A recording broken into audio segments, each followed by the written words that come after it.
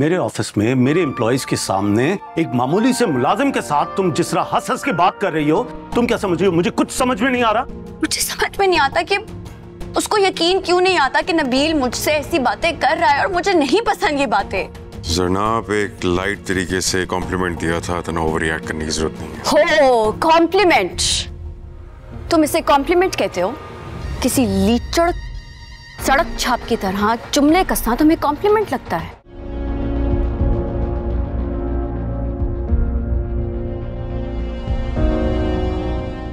मेरा resignation letter है।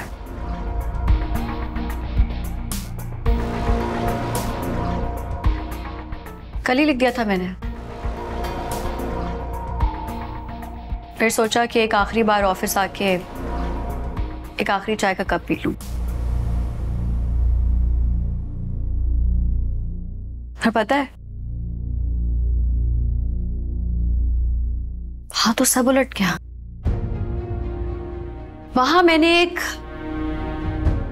देहाती औरत के बारे में सुना। ब्लैक बोर्ड से स्कूल चलाती थी। आसपास के सारे लोगों ने भरपूर कोशिश की कि उसको रोक दिया जाए, मगर वो नहीं रुकी। उसने मुझे सिखाया कि अपने पैरों पे खड़ा रहना आपके इंसान होने का पता देता, वरना डराने से तो जानवर भी भाग जाते हैं। इसलिए फिर मैंने सोचा कि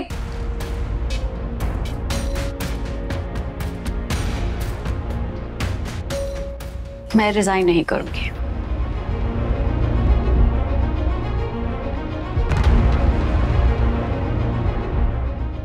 सोच लो, तुम्हें तुम्हारा ये फैसला काफी महंगा पड़ सकता है।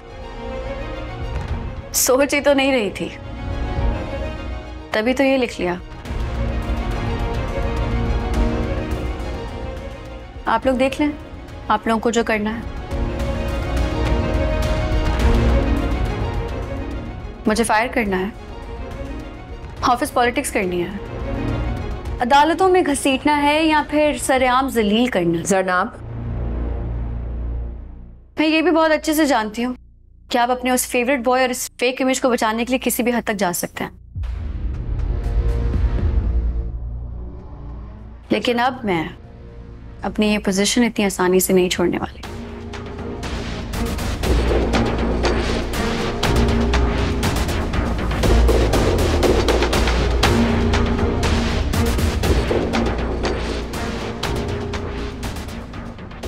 सरताज साहब जानती हैं कि एक नबील जैसे बदतरीन मर्द से ज्यादा बदतरीन क्या है? That's enough. आप जैसी सेल्फ सेंटर्ड औरतें हैं।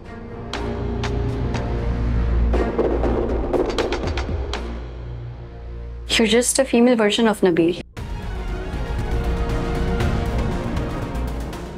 A very decorated version of systemic misogyny. बस बहुत हो गया। मैं और बदतमीजी बर्दाश्त नहीं करूंगी। You may leave now. आप लोग जितनी कोशिश करना चाहते हैं कर लें, लेकिन जितना मेरी आवाज को दबाने की कोशिश करेंगे, मेरी आवाज की गूंज उतनी ही बढ़ेगी।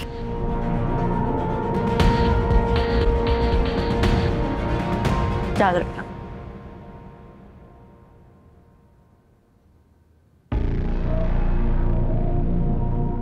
इसका टर्मिनेशन लेटर फौरन इशू करो। मैं इसकी शक्ल नहीं देख सकती अब यहाँ पर।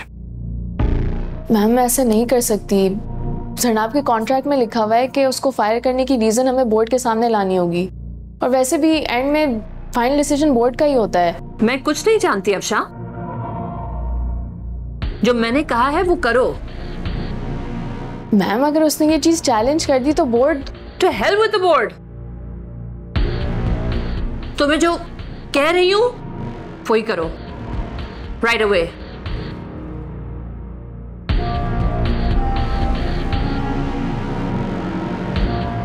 Okay ma'am.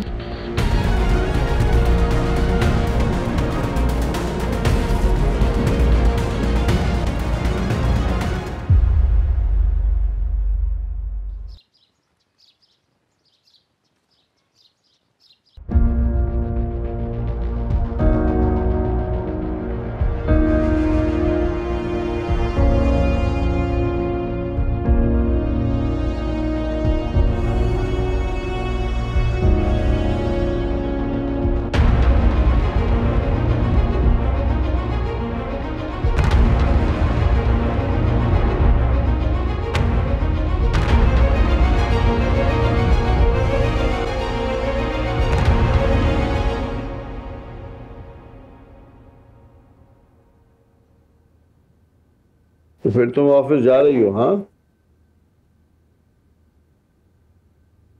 उनके नोटिस देने के बावजूद, सबके पीछे हटने के बावजूद भी? पापा यार प्लीज, मैं इस तरह से क्विट नहीं कर सकती। क्विट नहीं कर सकती तो क्या होगा जब तुम क्विट करोगी? हाँ, आप अच्छी तरह जानते हैं ना कि अगर मैं खामोशी से पीछे हट गई तो इस पूरी सिचुएशन को क्या रंग दिया जाएगा। हमें उनसे तमगा नहीं लेना है कि क्या रंग दिया जाएगा। जो रंग देना चाहते हैं दे दे वो।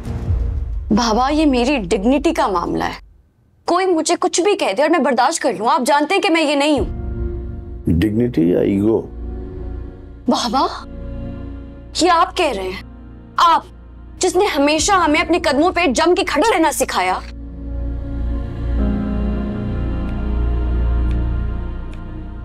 मैं जानती हूं कि मैं इस फर्म में ज्यादा देर नहीं रहूंगी। एटलीस्ट मुझे कल को ये रिग्रेट नहीं होगा कि किसी ने मुझे ह्यूमिलिएट किया।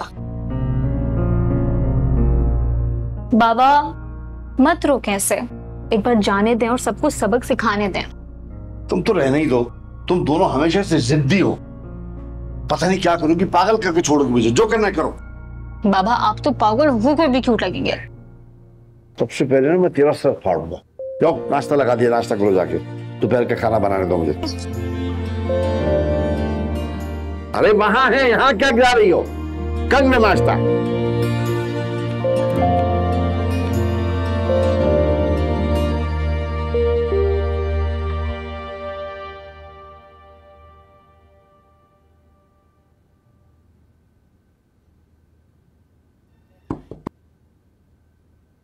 देखो मैंने तुम दोनों के लिए ना ये अंगूठियां बनवाई हैं। एक तुम्हारी है और ये फरा की। देखो अम्मी, एक ही बात कितनी बार बताऊंगा आपको? अच्छा देखो तो सही, ये जो तुम्हारे वाली है ना, मैंने इसे बहुत सिंपल बनवाया क्योंकि मुझे अच्छी तरह से मालूम है तुम्हें ज्यादा डिजाइन पसंद नहीं है ना। देखो ट्राई तो करो। अम्मी मैं आपसे क्या कह रहा हूँ, आप सुन रही हैं मेरी बात?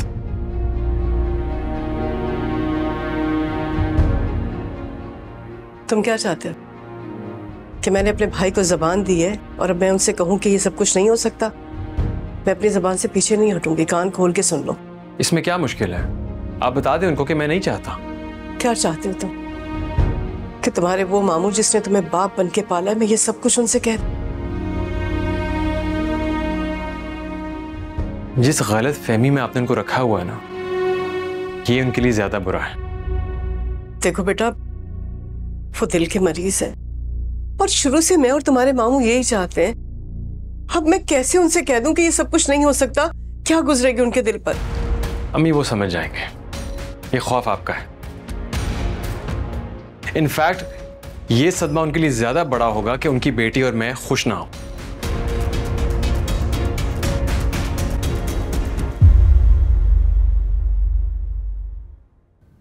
अहमद बेटा, मेरे लिए मान जाओ।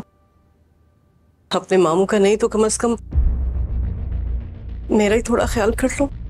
मेरी कितनी ख्वाहिश है कि फरा को मैं अपनी बहू के रूप में देखूं। अम्मी आप बस, मैं कसम खा के कहती हूँ कि मैं यहाँ से चली जाऊंगी। ना मैं तुमसे कुछ कहूंगी और ना भाई को कुछ बताऊंगी, क्योंकि मैं सारी जिंदगी अपने भाई का सामना नहीं कर पाऊंगी। मैं कैसे नजरें मिलाऊंगी उनसे? मैं चली जाऊंगी यहाँ से। अम्मी मैं जहां मेरी इतनी सी भी ख्वाहिश माने नहीं रखती, वहां रहने का क्या फायदा?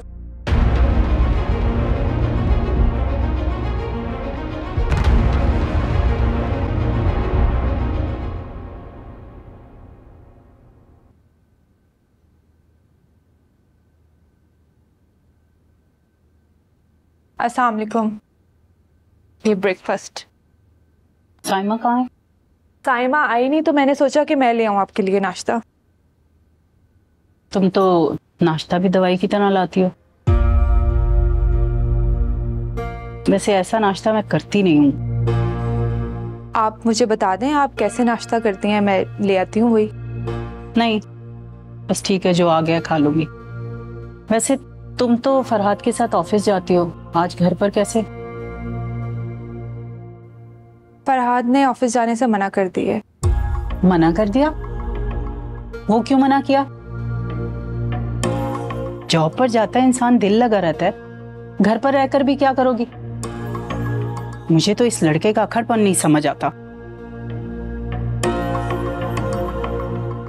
आपको कुछ और चाहिए होगा तो बताइएगा। Thank you.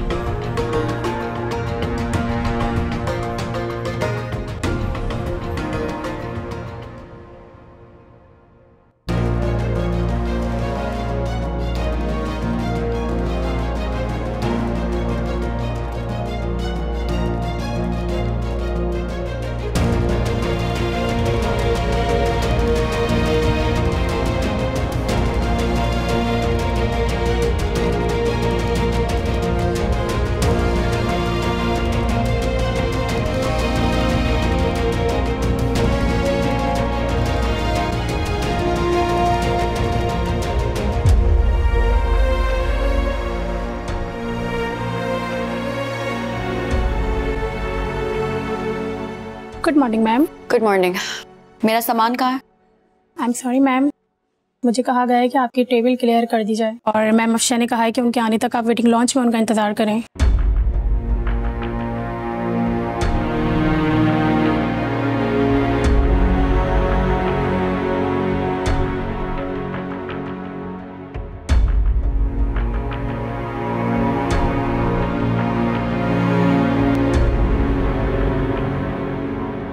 सर, इंटेंडेंसी फाइल पे मुझे इनपुट की ज़रूरत थी, लेकिन नाजिश 2 दिन से ऑफिस नहीं आ रही। नाजिश अब ऑफिस नहीं आएगी। फर्दर कॉरेस्पॉन्डेंस के लिए आपको मिस शर्मीन के साथ काम करना होगा। एक्चुअली सर, इन मामलात को नाजिश हैंडल कर रही थी। मैं जानता हूँ कौन हैंडल कर रहा था, लेकिन जैसा मैंने आपको कहा है कि आप मिस शर्मीन से कॉरेस्पॉन्ड करेंगे, उम्मीद करता हूँ आपका सारा फोकस अब काम पे होगा। Okay, sure.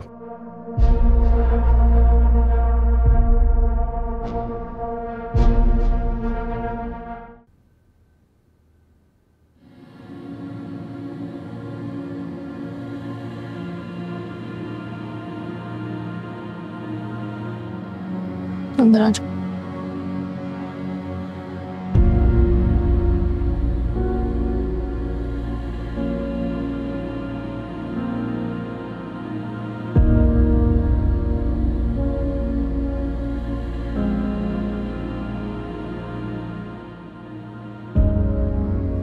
जरनाब, एक्चुअली ये मामला बहुत आगे तक बढ़ चुका है और बोर्ड तक चला गया है। जरताश ने भी इस पे काफ़ी फर्म स्टांस लिया है।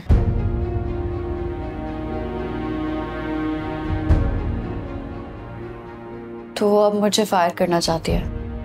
नहीं, इस पे मैं कुछ भी नहीं कह सकती। बोर्ड ही डिसाइड करेगा ये, मे बी लंच के बाद। तुम्हारी बॉडी लैंग्वेज तुम्हारी बात का साथ नहीं दे रही। कहीं ना कहीं तुम जानती हो कि ये सब गलत है। जनाब, कोई भी एम्प्लॉई इतने अरसे के बाद जाता है तो दुख तो होता है। ये बात नहीं है अफशा। तुम जानती हो कि मैंने कितनी बार कंप्लेन किया। चाहती तो कुछ कर सकती थी। अब ज़मीर की मलामत नदामत बनके तुम्हारे चेहरे पे झलक रही है।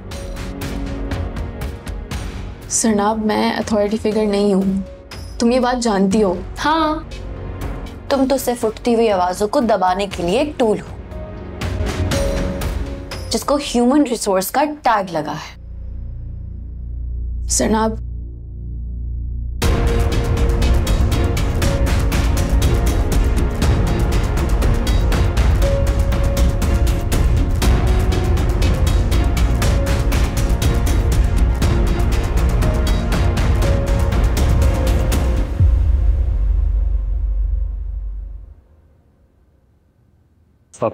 तो क्या डिसाइड हुआ?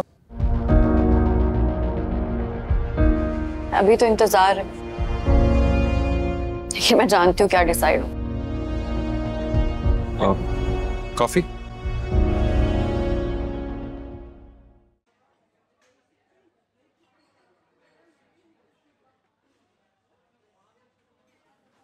शुरू से अपने पैशन के लिए बहुत सारे ख्वाब देखे थे। उन ख्वाबों को पाने के लिए दिन रात एक कर रखा था।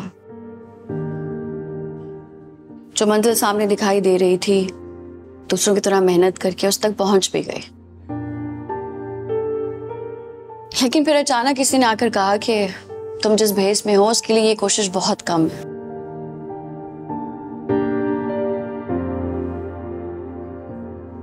मैं समझा नहीं। कुछ रोल्स होते हैं ना,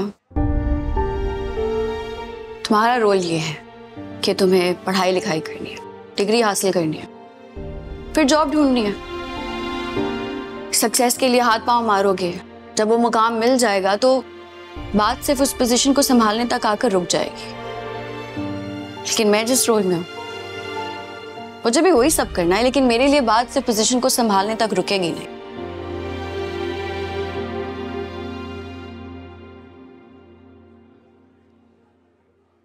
किसी पोजीशन पर हूं तो उसको शक की निगाह से देखा जाएगा।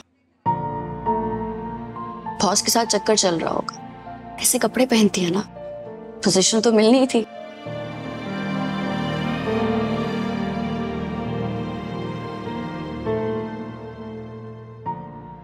लोगों की बातों पर चुप रहना होगा। कॉन्स्टेंटली अपनी वर्थ प्रूव करनी होगी। That I deserve this position. और अगर गलती से कंप्लेन कर दिया तो आगे से ये कहा जाएगा कि तुम्हें जरूरत ही क्या है अपनी मर्जी का प्रोफेशन चूज करने की, जरूरत ही क्या है जॉब करने की। घर बैठो, घर संभालो, बच्चे पैदा करो।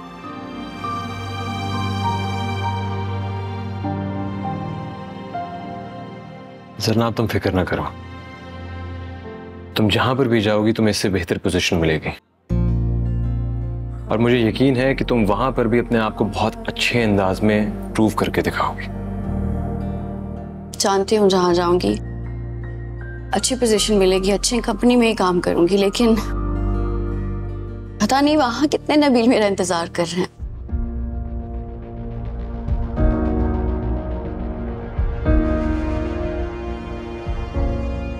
वहां नबील जैसी कितनी निगाहें मेरे ताक़ुब में।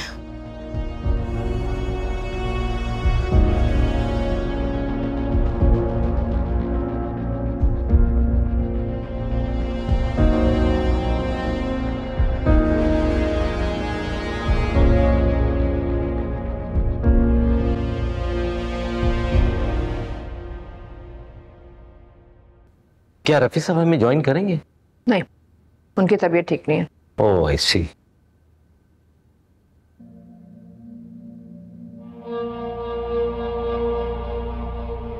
अस्सलाम वालेकुम। वालेकुम सलाम। आए तो शिव लाए बैठे।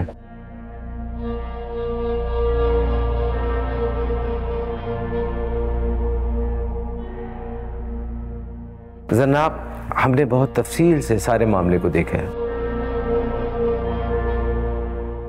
आप एक टैलेंटेड एम्प्लॉई हैं, आपकी अचीवमेंट भी हमारे सामने है और आपकी स्टेटमेंट बहुत संगीन है, लेकिन नबील के खिलाफ कोई रिटर्न में हमारे पास कोई कंप्लेन नहीं है।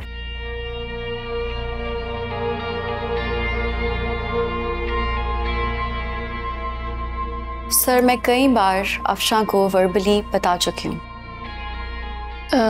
सर, दरअसल इन्होंने एक दो दफ़ा मेंशन किया था कि नबील के किसी कॉम्प्लीमेंट पे इनको बुरा महसूस हुआ, तो मैंने नबील को बताया और उसके बाद से वो मोहतात रहे थे। वैसे भी इतना बड़ा कोई इशू नहीं था।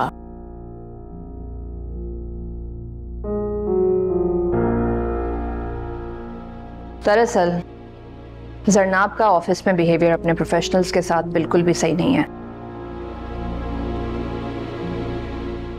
It's completely unprofessional. शायद जो एक बात करने का ढंग होना चाहिए वो जरनाब में नहीं है। ये तो डिपेंड करता है कि सीनियर क्या बात कर रहा है और उसका सही जवाब क्या होना चाहिए। मैं हमेशा इस बात का बहुत ख्याल रखती हूँ। नबील एक बहुत ही टैलेंटेड, हाई परफॉर्मिंग और खुश मिजाज इंडिविजुअल है, मैं जानती हूँ उसको।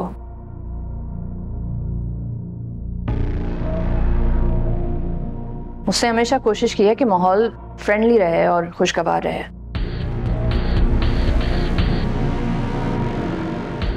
ऑफिस के माहौल में तनाव ना बने, इस सब का ख्याल रखते हुए अगर उसने हल्का फुल्का मजाक कर भी लिया तो you can call that harassment.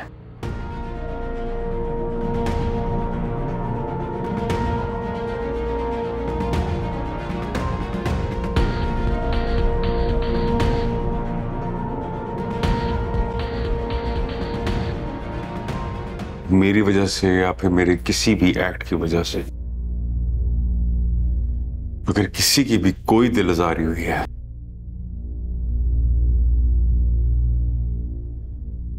I am really sorry.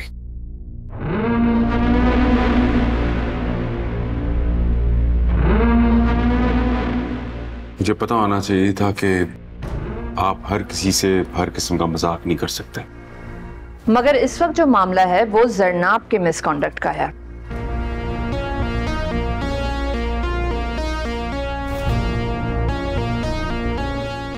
जनाब, आपको इस सिलसिले में कोई वार्निंग दी गई? यस सर, मुझसे रिटन अपॉलजी मांगी गई थी, जबकि मैंने ऐसा कुछ नहीं किया था। एक्चुअली आपने सेट पे एक सीनियर के साथ बदतमीजी की थी।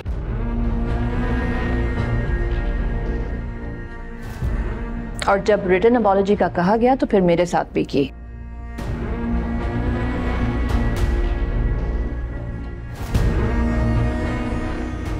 एनीवेज, आपका ये एग्रेसिव, इंपल्सिव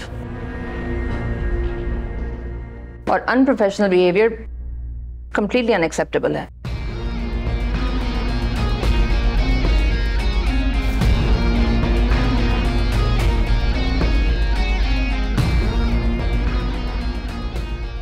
क्या आपके लिए ये एक्सेप्टेबल है कि वर्क प्लेस पे कोई किसी को हरास करे? ठीक है, हम इसे दोबारा देखते हैं। नबील ने कभी आपको गैर अखलाकी मैसेजेस करने की कोशिश की या फिर ऑफिस टाइमिंग के अलावा भी आपसे राब्ता करने की कोशिश की है? No sir. मुझे पता चला है कि नबील ने आपको ऑफिस के लिए कुछ एक्स्ट्रा आवर्स के लिए रिक्वेस्ट की थी, आपने मना कर दिया। उसके बावजूद नबील ने कोई जोर नहीं दिया। एम आई राइट?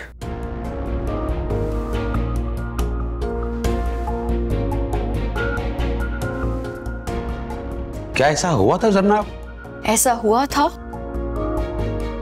मगर ये तस्वीर का सिर्फ एक रुख है। नबील मुझे डे 1 से अनकंफर्टेबल फील कराता आया है और मैं बार बार। देखिए जनाब, हम यहाँ फीलिंग्स को नहीं, एक्शन को मेजर करने के लिए मौजूद हैं।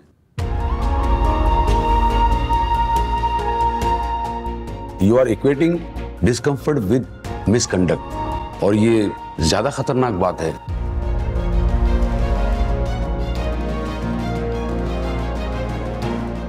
जनाब, अगर कोई शख्स आपसे खुश अखलाकी से हेलो हाय करता है या फिर आपको चाय कॉफ़ी की ऑफ़र करता है या फिर आपको माहौल को लाइट बनाने के लिए मजाक कर देता है तो उस पर हम हरेसमेंट का केस नहीं लगा सकते। Sir, you are confusing casual courtesy with calculated crime. लेकिन जनाब, हमारे पास आपकी तरफ से नबील पे लगाए गए कोई भी इल्जाम की रिटर्न फाइल नहीं है। अगर रिकॉर्डेड नहीं है तो इसका ये मतलब तो नहीं कि हुआ ही नहीं। इसका मतलब ये भी तो है कि हम आपके परसेप्शन या एजम्पशन पे कोई फैसला नहीं कर सकते।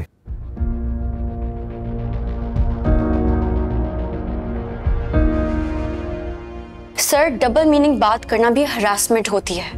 देखिए जनाब, हर जुमले का डबल मीनिंग होता है।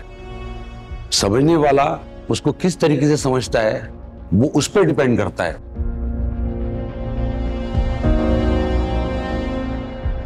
मेरा ख्याल है कि अब हमें कंक्लूजन की तरफ जाना चाहिए।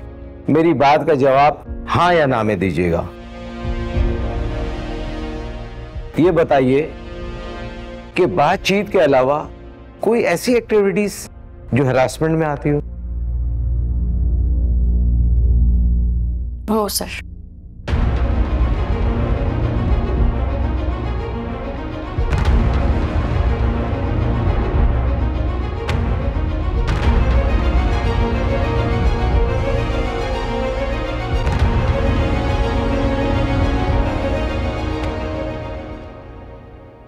मैं शायद आपको महसूस नहीं करवा सकती कि किसी की घटिया बातें आपकी रूह पर किस तरह खरोंचे पहुंचा सकती हैं। और ये भी उतना ही नुकसान पहुंचाता है जो किसी के कंसेंट के बगैर उसको छूने से पहुंचता है।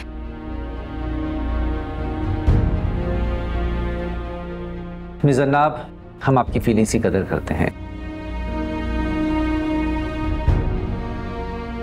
लेकिन आपने जो भी इल्जामात नबील पे लगाए हैं उनके दुरुस्त होने की कोई निशानदही साबित नहीं हो सकी। लिहाजा हम आपका कॉन्ट्रैक्ट मिसकंडक्ट के जवाब में टर्मिनेट करते हैं। You are equating discomfort with misconduct. आपका ये aggressive, impulsive और ये ज्यादा खतरनाक बात है और unprofessional behavior completely unacceptable है। लिहाजा हम आपका कॉन्ट्रैक्ट मिसकंडक्ट के जवाब में टर्मिनेट करते हैं। आपका ये aggressive, impulsive और ये ज्यादा खतरनाक बात है।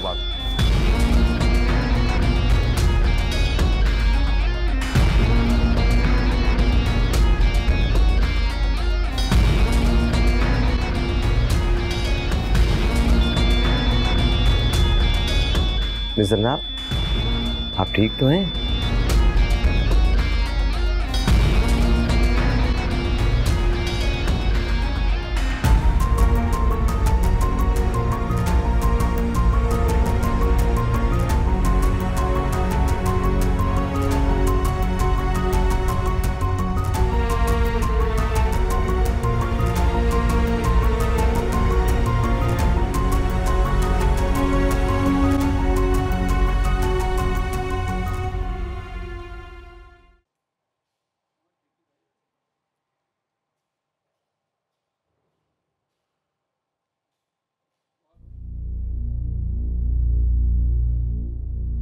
हमारी टैलेंटेड मिस जरनाब अब हमारे दरमियान नहीं रही। बहुत मिस करेंगे आपको हम।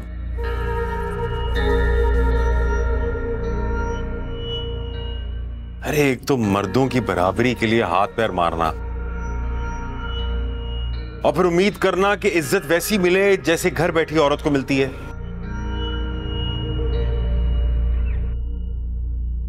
अब एक टिकट पे दो चीजों के मजे तो नहीं मिल सकते हैं ना।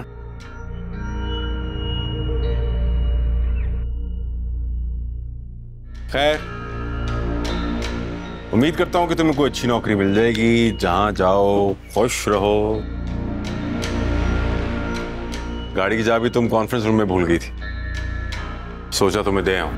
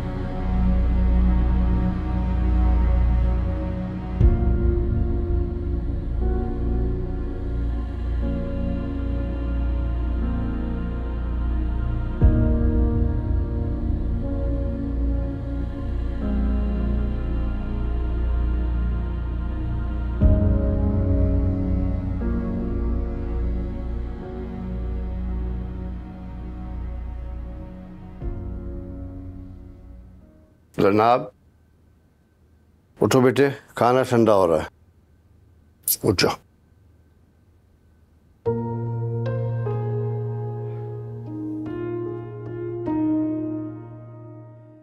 देखो बेटा, क्यों बिला वजह परेशान नहीं हो, हमारे साथ बैठो, हमें बताओ तुम्हारे क्या खदशात हैं। हम सब मिलके बात करते हैं ना, सोल्यूशन निकालते हैं। पापा प्लीज लीव मी अलोन।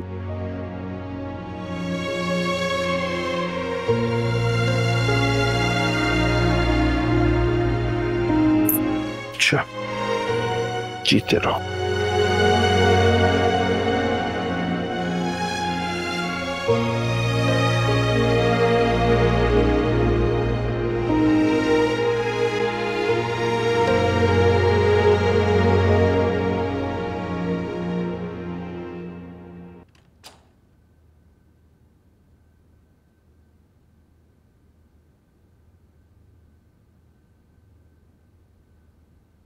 आजकल तो तुम गायब ही हो गए हो।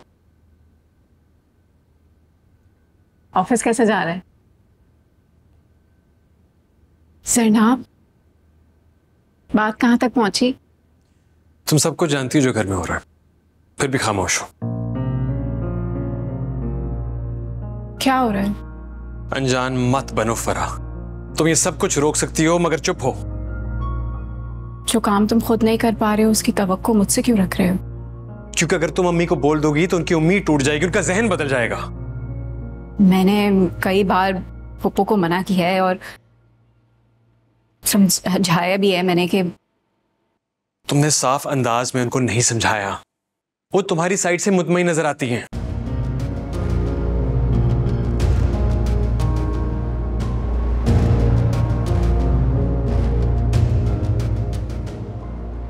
एक मिनट, क्या तुम भी ये चाहती हो?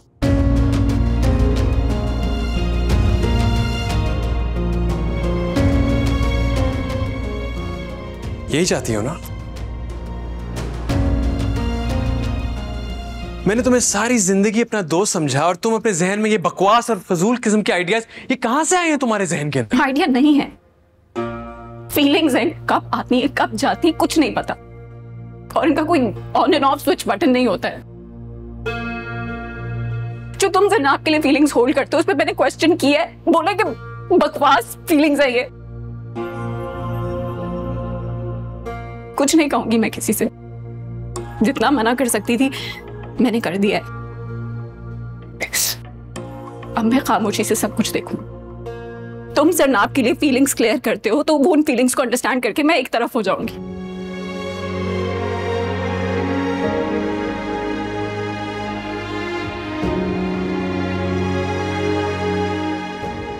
मैं तुम्हारा इंतजार करूंगी, तुम लौट आओगे तो मैं जानती हूँ कि तुम सिर्फ मेरे ही हो। हम तो है हारे न माने, अब तो है बस खुद से गिला। तुम भी न जानो न मानो पर दिल का है सिलसिला।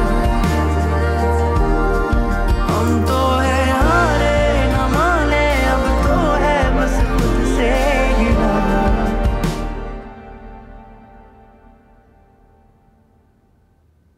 जरनाब, बेटा जरनाब, अरे चलो खाना लगा दिया, जरनाब को बुलाओ। बाबा, जब कोई इतना टूटा हुआ होता है ना, उन्हें रिकवर करने में टाइम लगता है। बाबा प्लीज आप उसके लिए इतनी फिक्र मत कीजिए, उससे बस थोड़ा टाइम दें, वो सही हो जाएगी। और वैसे भी वो रात में ना चुपके चुपके किचन में आके खाना खा लेती है, तो प्लीज आप उसके लिए इतनी फिक्र मत करें। Just give her some time, 2-4 दिन में ठीक हो जाएगी और वैसी जरनाब हो जाएगी जैसी हमारी है। सही है? चलो तुम तो खाओ, आके आओ आओ मेरे साथ बैठो। आओ मेरा बेटा। हाँ जी।